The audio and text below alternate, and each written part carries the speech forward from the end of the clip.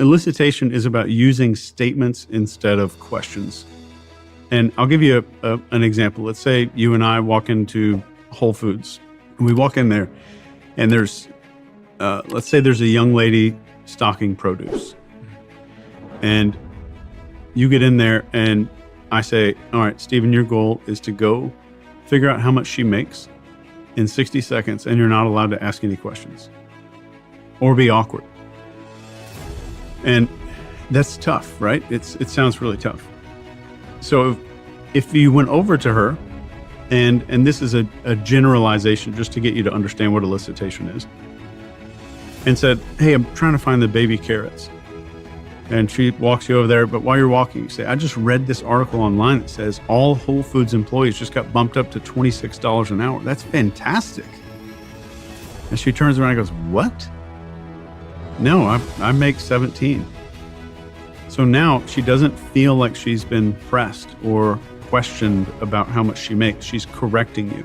So triggering a need to correct the record is one of the easiest ways to use elicitation, but it's only one. Another one is just making a statement afterwards and saying, I bet you had some interesting experiences doing that, or I can imagine that was challenging. Statements are always going to be better than asking pointed questions because a person feels like they're volunteering information. The third layer of that is disbelief. So let's say I wanted to ask if you just got back from vacation and I didn't want to use any questions. Let's say we meet up for dinner or something, and I said, Steven, you look like you just got back from a vacation. That's a statement. And you're like, no, actually, I've been doing this, and this. So now you've given me more than if I just asked if you were on vacation. And I said, wow, that had to be interesting. I can't imagine that. There's got to be a lot of stuff going on there. And you start talking more and more and more. And then, like, that sounds great. There was no challenges to that entire trip. I love when everything is 100% flawless.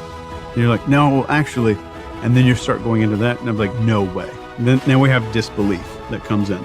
And I haven't asked a single question yet. But that elicitation is powerful because we're not being asked questions. So our brain doesn't set off little security alarms. And even with business intelligence, let's say that a company's moving and they have to get business intelligence. Somebody at that company will get approached at a bar and somebody will say, yeah, I heard you guys are moving between March and April. And they'll get corrected and they'll say, no, it's actually February, but we're not really supposed to talk about it. It's like, there's no way you're going to move in February. It's too cold and the interest rates are up too high. There's no possible way that the CEO would ever do that. It's like, yeah. And then you're going to get more information out because of the disbelief. So that was correcting the record.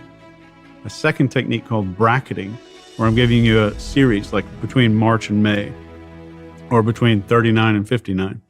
And the third is the disbelief that starts getting this information out of people.